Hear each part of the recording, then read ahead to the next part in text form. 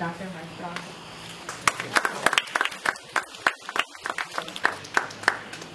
Am I on here? I don't need to do a Billy Graham thing on this. You all can hear the band? Okay. You're not, I don't feel like they're not. Oh. Now am I? Now am I on? Yes. Okay. Okay, good. Yeah, does everybody have this this short form handout? Pastor Thompson asked a couple weeks ago if I could put together a basic outline, and then I put in some of my notes and brought a dozen copies of them.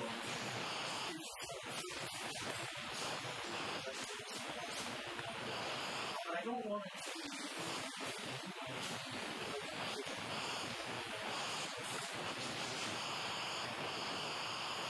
I had a chapel meeting, and I was asked to announce that I would be here, and I felt a little sheepish about that.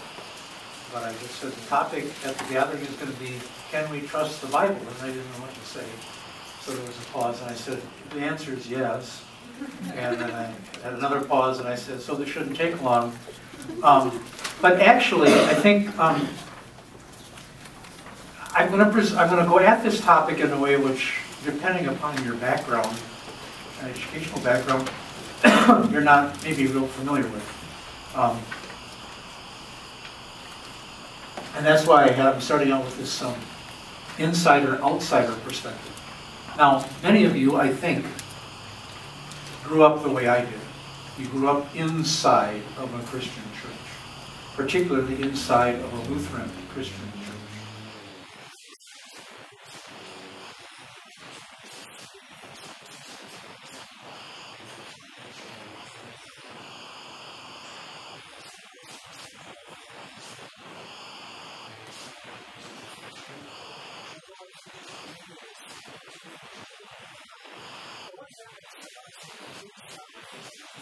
Experience is that from the time we're very little kids, we hear Bible stories. And of course, we hear things in the Bible stories that are really hard to believe, except we're in this surrounding where the teacher just says, well, just believe it. And we do, I think, what you sometimes are asked to do in literature class, we suspend disbelief. If you're reading a science fiction novel, or I was thinking of watching E.T. when I saw E.T. on TV years ago, you buy the premise, and then you suspend disbelief. You say, okay, this is the way it is.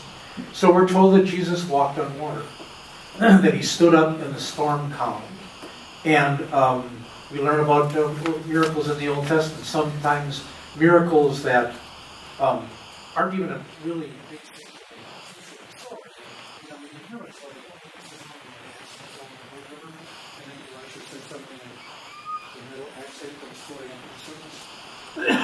Excuse me. And oh my goodness. And I also found, not to be critical, but I also found that if I or any of my classmates was skeptical about this, we were kind of told to put it away. Well, this is the Bible. The Bible's always correct. You can believe miracles. And I think what this does to us is, sorry, is it can make us feel comfortable with the Bible, and we're taught to kind of put aside our doubts and trust because the Bible is the Word of God. It's all true. It's and then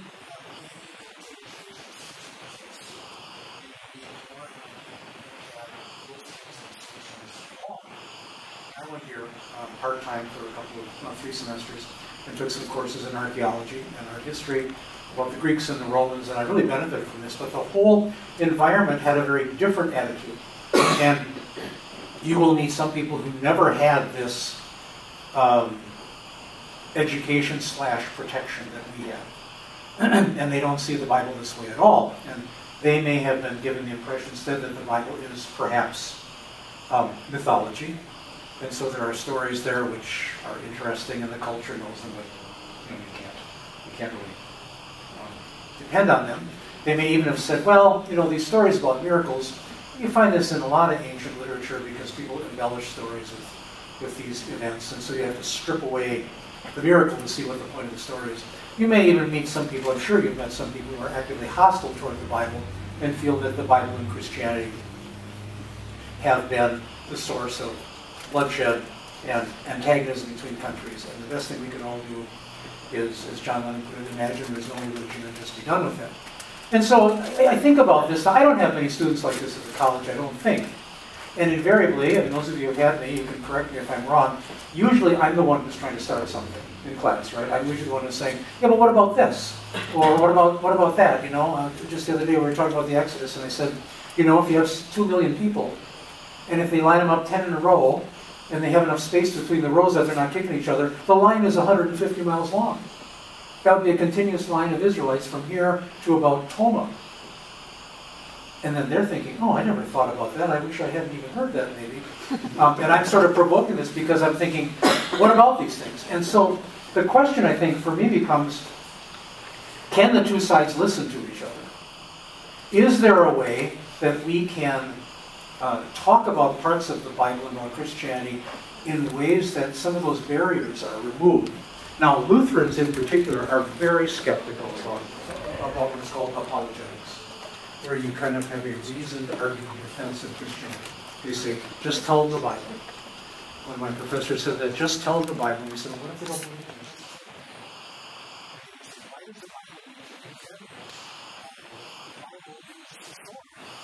The defense is the scabbard, so you're not going to defend people with a scabbard.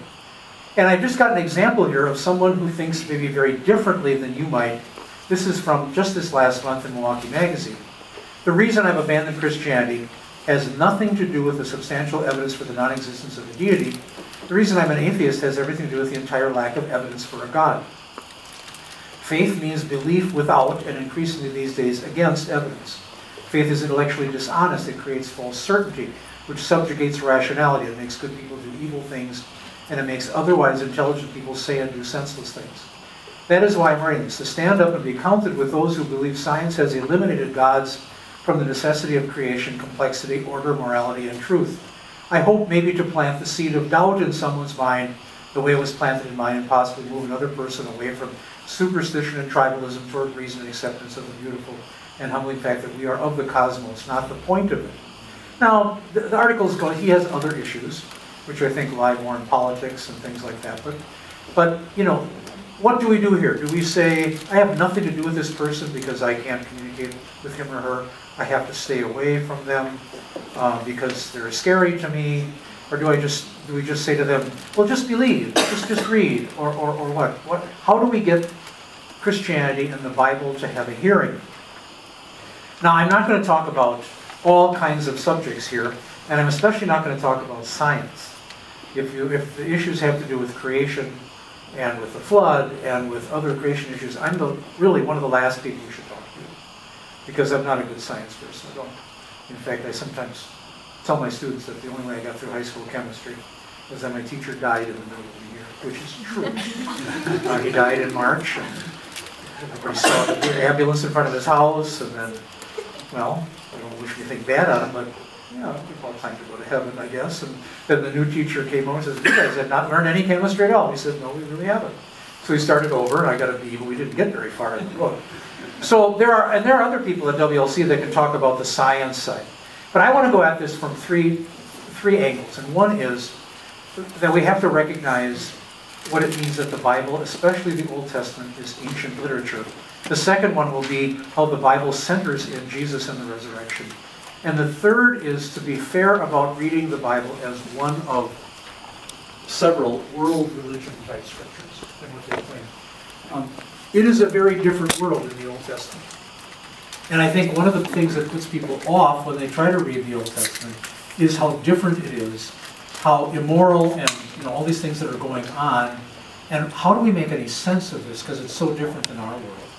And I would say that the Bible makes better sense, if I can say that, if you come to understand other ancient literature. And so you read other narratives, other law codes, other creation stories, and then the Bible is put into more of a context of its own kind of literature. And in some ways, you see the strengths of the Bible in a way you wouldn't otherwise. For example, I mentioned creation stories as one point. Many cultures had creation accounts or mythologies about how the world came to be and how their people come to be. And, you know, they really weren't, when they were written, trying to disprove evolution. That was not in their radar. But what they were trying to say is, this story tells how we look at life and what we think is important. So, you think of the story in Genesis, the account in Genesis, it immediately says there's one God, not many.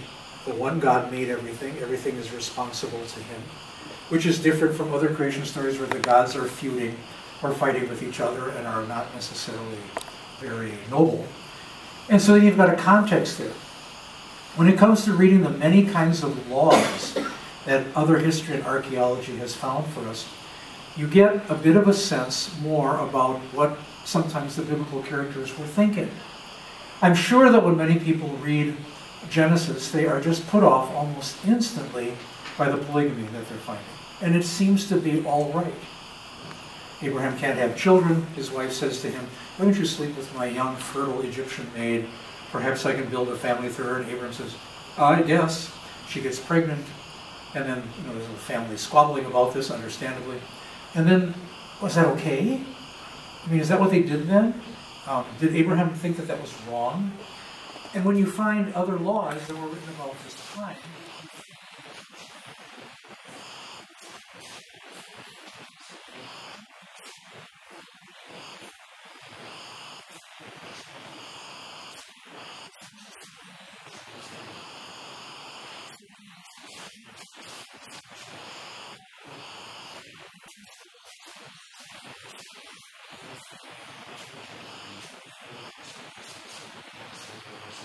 I'm not even sure I should advise it because maybe you'll come across laws that are just really disturbing. But when you look at Hammurabi, or when you look at the codes in Egypt, you see there are similar kinds of laws. And in fact, this one Jewish author here, Nahum Sarna, he made a whole list of how the laws in Israel actually are more superior. For example, they care more about the unfortunate people, the poor, the blind, the orphans, the fatherless. They mix religion and non-religious life together, so they have this different kind of view of life. Equal justice for all classes of people. Human life is more valuable than property. So he makes the point, Dr. Sarna does, that the Old Testament laws are, even though they're bothersome to us in some ways, they're superior because in that context they were better. I think the polygamy bothers us, and that was a part of that culture, and it's not a part of our culture. I wonder sometimes whether Old Testament people could see that that was wrong, or was that so embedded in their culture that they just accepted it, just like we're blind to some of the things that are going on around us. The violence that we see in the Bible is kind of stunning. There's a big book by a man named Stephen Pinkert, which in some ways is, you know, he's not too fond of the Bible, but the point he makes is violence has been so much a part of the human race, not just, he has about 4 or 6 pages of the biblical violence. He looks at the Greek and Roman stories and the Middle Ages and all this. His point is actually we're getting less violent than we've been in history, for most of history, which is hard to believe if you watch any of the news at night, and they always lead with these stories. And he said the Bible stories are just a part of that culture. And again, so while that's shocking, we get that a little bit more. And so there's a value in reading other history and knowing about other history, and there's a value to a point in archaeology. Now again, I'll say I don't think we ever find a silver bullet when we do archaeology that we can shoot and say, aha, now we prove the Bible's right and you're wrong. But we do, the people I know who work in archaeology but who are Christians, they kind of nibble at the edges. And they'll get at individual stories or questions where there's something that doesn't seem to go right. And they'll find that even when the Bible is talking about fairly non-consequential things, it turns out that it's correct. One example of that is, and again, this is kind of obscure for most of us, but it's a story about Manasseh, who was the worst king of the southern kingdom. And finally he got so bad and he antagonized the Assyrian king that the Assyrian king took him off as a prisoner. But the text says he took him to Babylon. And then people said, well, that's got to be a mistake because, of course, the capital of Assyria was Ashur. or Nineveh. And then through further knowledge of the history and archaeology, they found, oh, for a while, there was a time when the Assyrians had their capital moved to Babylon, administrative district, and that happens to correspond. So these are not big victories. And I put down this one example here, this Kenneth Kitchen. I put this down because I saw this man do this paper twice. And the first time he did it before an evangelical group, and so this was a supportive audience. All the people who join the Evangelical Society have to sign a statement that says the Bible is inerrant. So this is a home crowd. And then 2 days later, he gave it to the much bigger Society of Biblical Literature, which has everybody in it. And the point he made through this is that archaeology confirmed that sometimes the details in stories were correct. For example, the example that stands out is the price of a slave. A slave cost about 20 shekels of silver at Joseph's time, about 30 during the time of the Exodus, and about 50 shekels later on at the time of Isaiah. If, in fact, these old stories are actually written much later, that's probably a detail that the writer would have gotten wrong because he wouldn't have had access to that history. So they find archaeological evidence non-biblically from that time, and these numbers matched up. And this Dr. Kitchen kept saying, I didn't put that in there. I didn't hide those artifacts in a cave someplace. But this just showed that there's more truthfulness and accuracy in the Bible than people sometimes think. Now, the end result of this, I'm saying, is that if people are very skeptical of the value of any of the history of the Old Testament, I would say when you start looking at specific ways in which you can validate some of this history, there's a lot more, even if it's in small details, there's a lot more accuracy and concern about detail than you might think. But unfortunately, people like us who go to church don't hardly ever look at those things. And that's why I say as the punchline to part one, avoid the biblical spiritual plaque mentality. And what I mean by this is that you go to the store and you find a plaque that has your favorite passage on it and you love it and you don't know anything about what's around it, and so you don't get the context and the value. I'm waging personal war on the passage about I know the plans I have for you, declares the Lord, plans to harm you, not to prosper you. I'm sure my blood pressure goes up when I hear it. If it's just stuck out there like it's sort of a little Santa Claus promise for us and you don't know any of the context and the story around it. The context and the story actually make it more meaningful. And sometimes it's the people who don't believe the Bible is valid that pay more attention to those things than we do. So you're not going to, I don't think we're ever going to find something that will magically change everybody's mind. But there are people who have looked at more of these details and said, the Bible isn't simply a collection of odd mythologies. There's much more connection to history that we know than you would think. Now that, it's still a step from there to say I'm going to start believing some things in there. The second area is how the Bible stands as a witness to Jesus. And I would say that in many cases what will help us is to not read the Bible in order from beginning to end. You start with Jesus. You start with how you feel your sense of sinfulness, guilt from the way you've lived in the past and maybe still struggle in the present, the desire for forgiveness and acceptance, and Jesus meets you at that need and assures you that you are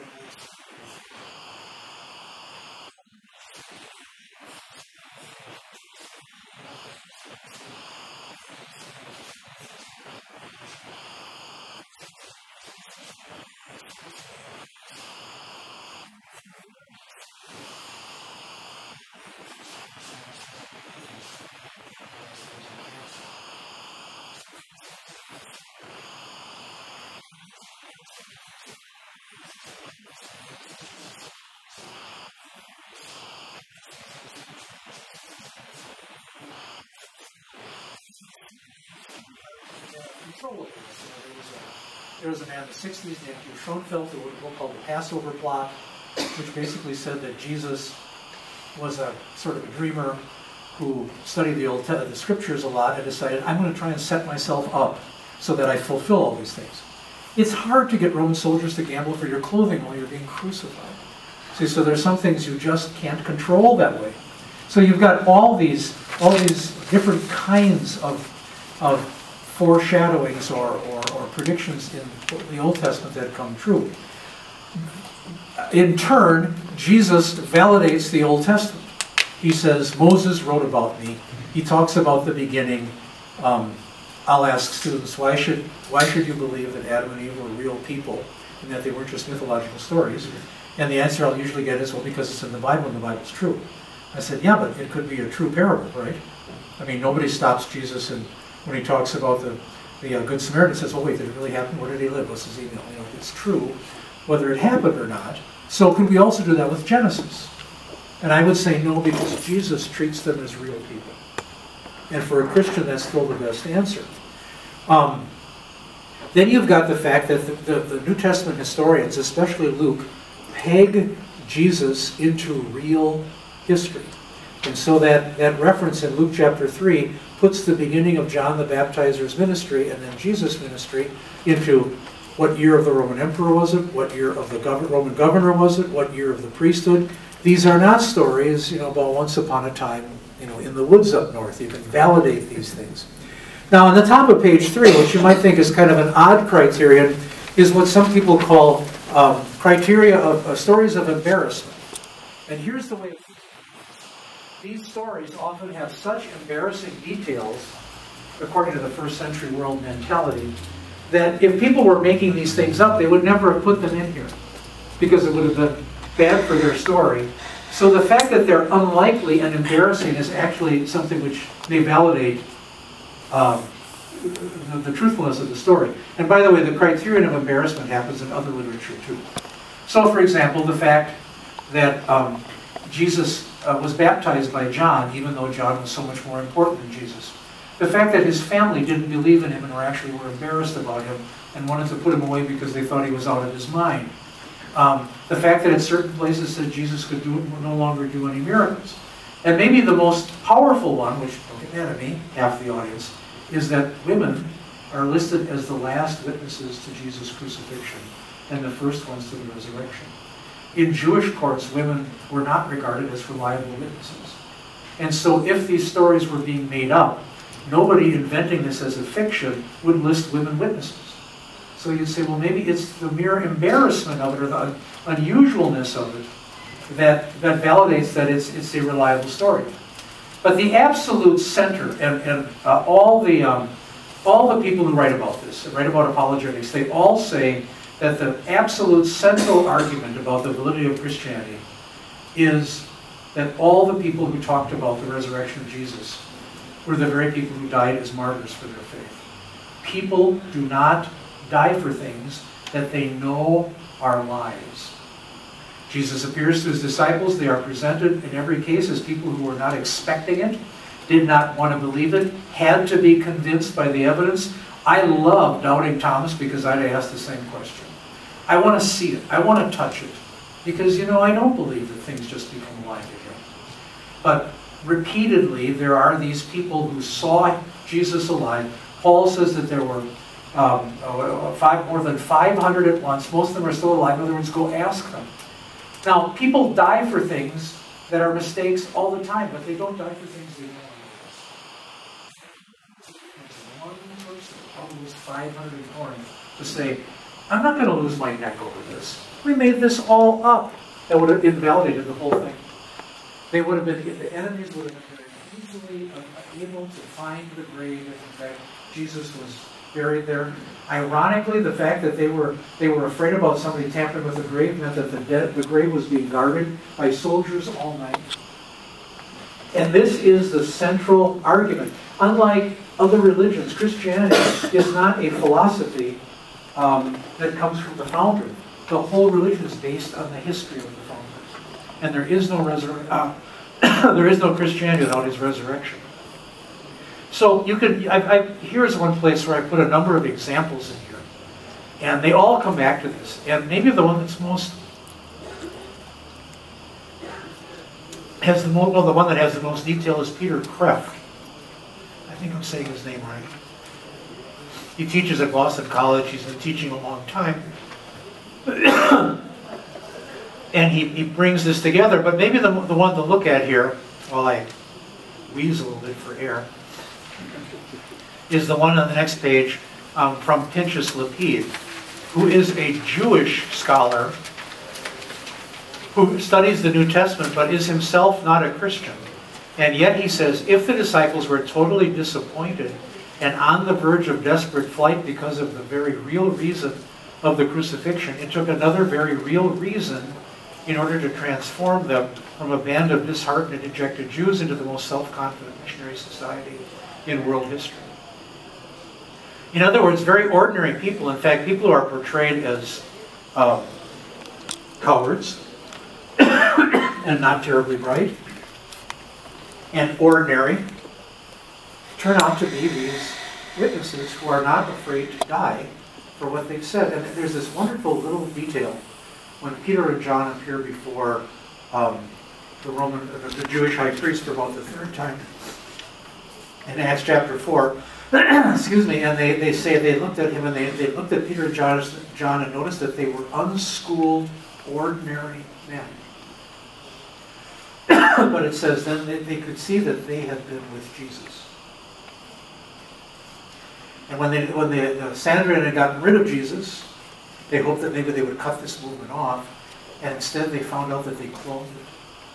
That here there were all kinds of other people. I'm sorry. Maybe I should take a good drink.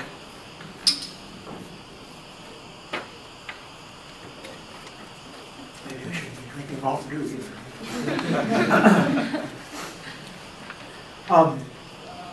The living Jesus had an effect on him. So if you talk about conspiracy theories, there were just too many people who saw him, and it only would have taken one person to say, no, this is wrong. I'm not going to die for this. And nobody did, and nobody could. And in my way of looking at it, if you believe the resurrection, then the other miracles are not a problem. Walking on water, turning water into wine are easy compared to rising from the dead. Now, what some people have done is said the stories of Jesus are themselves simply mythology. This is like Babe and the Blue Ox. You know, these are stories that have a point, but they didn't really happen. And so another one of the proofs is that there are non-biblical references to Jesus' existence. The Babylonian Talmud, which is a Jewish religious book out of the city of Babylon, mentioned that on the Passover they hanged Yeshu for 40 saying Yeshu is going to be stoned, and he practiced sorcery and beguiled and led Israel astray. So they recognized his existence. Josephus said two things about Jesus, and although most scholars think that parts of this have been added onto by Christians, the essential thing is that Josephus, who lived only a generation after Jesus, knew of his existence. He was a real person. Pliny the Younger, who was a governor in one of the Roman provinces, wrote to the Emperor Trajan about 112 and said, we have these odd people that we call Christians, and they worship this Christ as if he were a god. And what do we do with them? And Trajan wrote back and said, I think it's wise that if they aren't causing troubles to leave them alone. Certainly if they break laws and they are liable for punishment, then you should punish them. But if they're not giving trouble to the Roman government, leave them alone. So there's a reference that there were followers of Christ and were recognizable a short time after he would have lived. There's Suetonius, who wrote some of the history of the Emperor Nero, that Nero burned down a part of the city of Rome in the year 64, and then wanted to build, new condos there in place. And he blamed the fire on followers of Christus, who Nero probably thought he was a Jew. I mean, he was Jewish. Jesus was a Jew, and couldn't recognize Christianity as being a separate entity. Now, the last person I put there is Bart Ehrman, and I don't know if you know his name. Bart Ehrman teaches at Duke. He was an evangelical Christian. He was an evangelical pastor for a while, and now he has become a large skeptic, and he is unbelievable in how much stuff he puts out. He puts out a big book or two every year, and I have high regard for him because he was once on the Daily Show, and he held his own with Jon Stewart. I really respect that. But Ehrman actually in this book here did Jesus really exist, he makes the point, you can't really argue from any historical viewpoint that Jesus did not exist. There's just too much evidence both in the Bible and in culture that there was this person. Now, Ehrman says, I don't know what happened to all these people that they believed in him, so he still doesn't want to believe the resurrection. But let me say also in all of this that there is no such thing as a totally neutral or objective person. And if somebody says to you, well, you believe all these things because you want to, and you think there's something in it for you, I think it's fair to ask whether other people want it not to be true, because there's something they'd have to give up if they're Christians. Aldous Huxley said one time, he said that a tremendous burden was lifted from his soul when he finally came to believe that there is no God. If there is a God, and if Christ is God's Son, and if God will call the world to judgment, then I have to answer for things that I know are wrong. And I have to take responsibility for what I've done, and I will face my Maker. And so you want it to not be true. You want to find things about Christianity that you find dismissive or difficult to believe because you'd like it not to be true. C.S. Lewis is actually one of the people who writes about that the best, because he was an atheist during his early adulthood, and he wanted this not to be true, and then these are kind of strange famous words, but he was British. He said, "Rum thing, I couldn't get rid of the resurrection." So what I end this part with by saying the thing to avoid here is that what people say is that I can't accept Jesus being God, but I accept him as a great moral teacher. And this paragraph is very famous from C.S. Lewis from his Mere Christianity. He said that there's really only three choices. Either Jesus was a liar and a deceiver, and how can he be a great moral teacher if he's a liar? Or else he was out of his mind. And Lewis says he's on the same level as someone who thinks he's a poached egg. And we meet people who are just totally out of touch with reality. They need our help. They need a doctor. Or he is God and Lord. And now you think about this. Some of the things that Jesus said indicate that either he was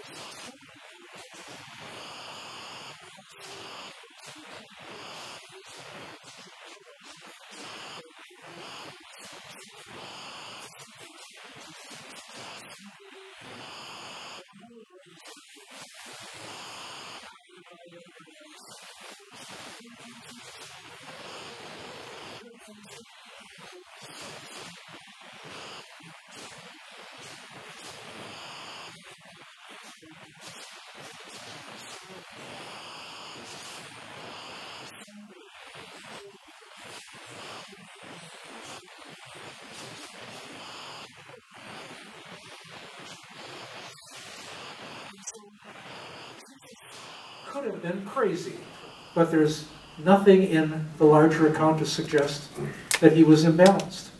He said that he would rise from the dead, and he did, and he has numerous witnesses of that. So that means that I have to take everything else he says about himself seriously. So don't let people con you into that approach that, well, you've got Confucius, or you've got the Buddha, or you've got Jesus. Because they did not claim to be gods or saviors. And Jesus made these claims and he backed them up with the resurrection. Now, the third thing I'd want to talk about briefly is how other religions are handled. And again, I think that on the one hand, many of us who grew up inside of Christian and probably Lutheran Christian communities, we're told to leave other religions alone. You know, if we had a question about this, you know, interested in Buddhism in high school, or you got a friend who's a Muslim, and maybe, you know, your parents or other people said, look, just don't worry about that, just leave that alone. And that may have been because they didn't really know what to say or didn't know much about it. There's also, I think, in a lot of our families and churches, a very protectionist mode. We don't want to have people be endangered by this. And so they'll say, well, they're all wrong, they're all false, they all lead you to hell. Stay away from them. Which for many teenagers means they're more interesting.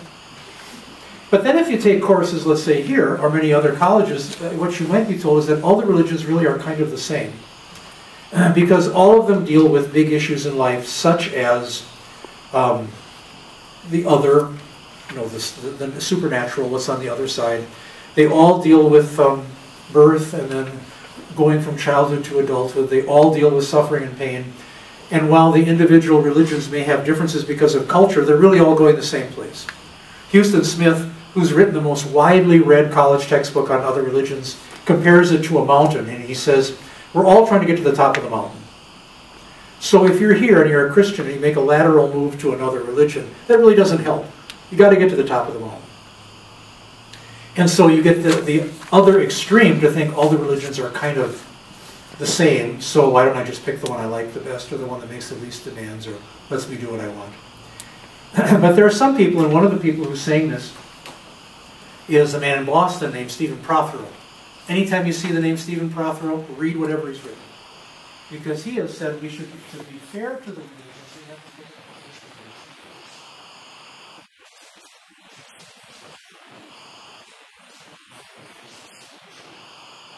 And I used to think all religions say that you're a sinner and you're going to go to hell. And they thought that all religions are promising you're going to go to heaven. It's just they didn't think it was by Jesus. But the more you get to know the other religions in their writings, they're not claiming the same things. For Native Americans and for other primal religions, sin is not the problem. Forgiveness is not the goal. In Hinduism, you just come back again and again and again because you believe there is a kind of a karma that's keeping track, and you hope, maybe after several 100,000 lifetimes, that you'll just be able to sort of release yourself into the great world soul.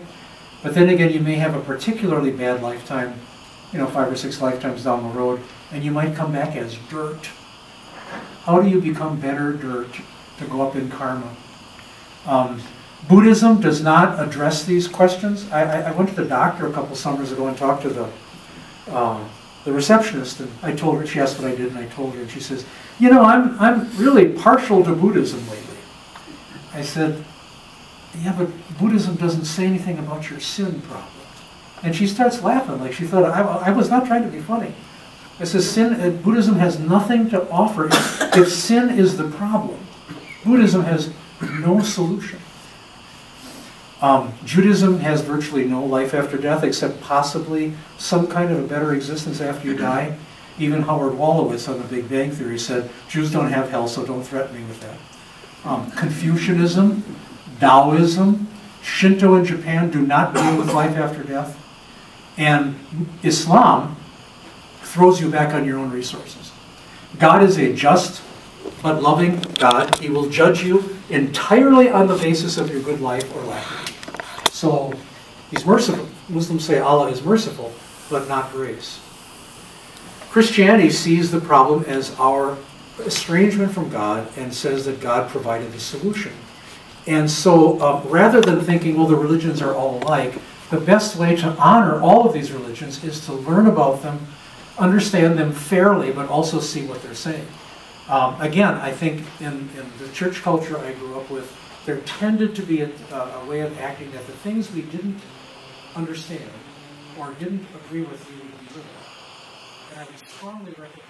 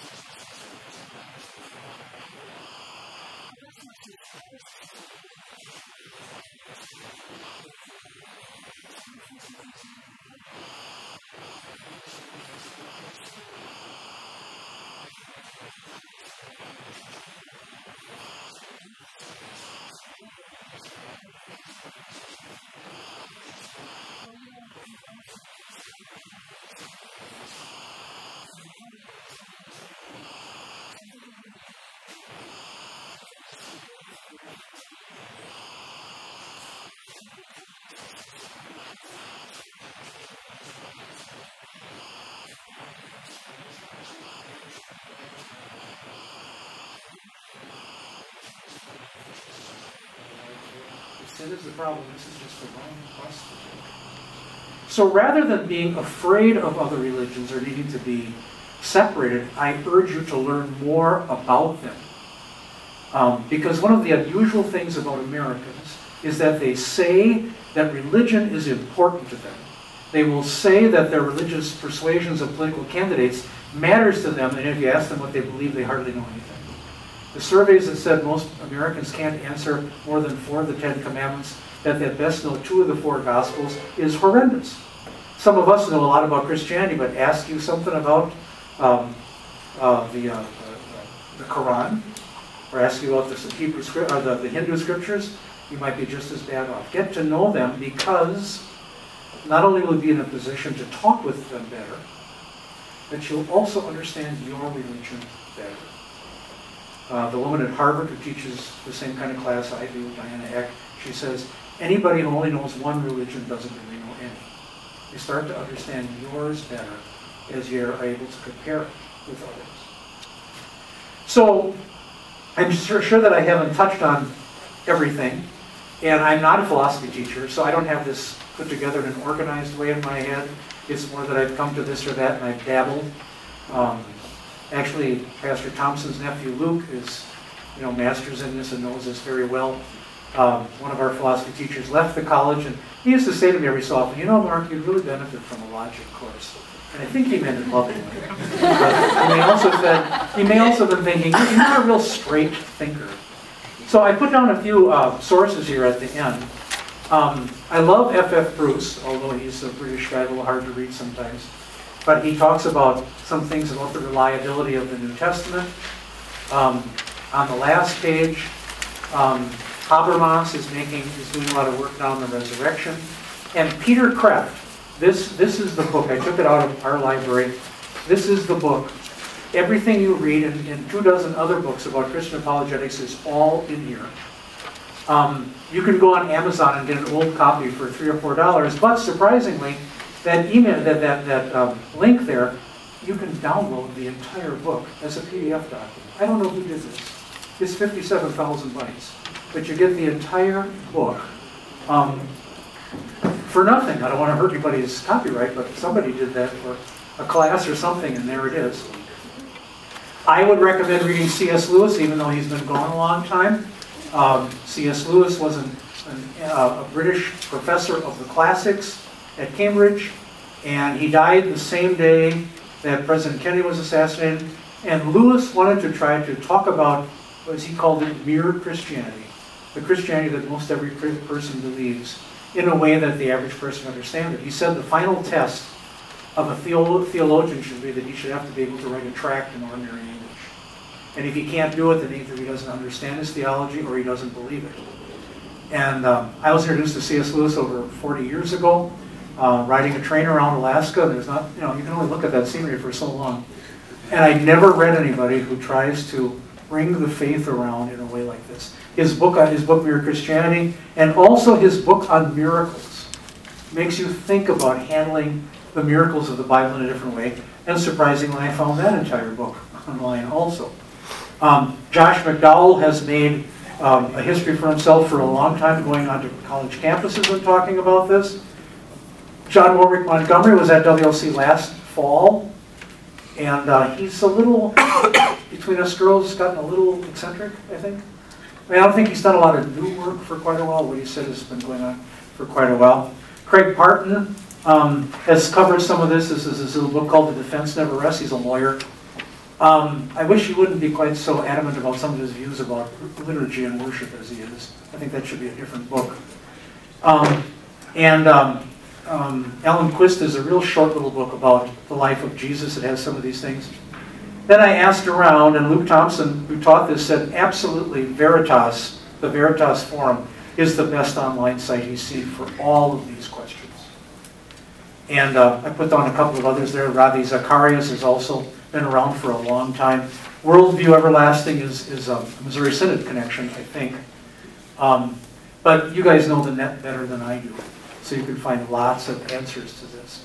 I don't want you to feel that you're defenseless against people who have a different viewpoint.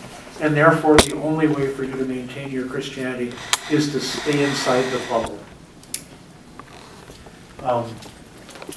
I encourage you to learn more about what the other religions are saying, what the objections are.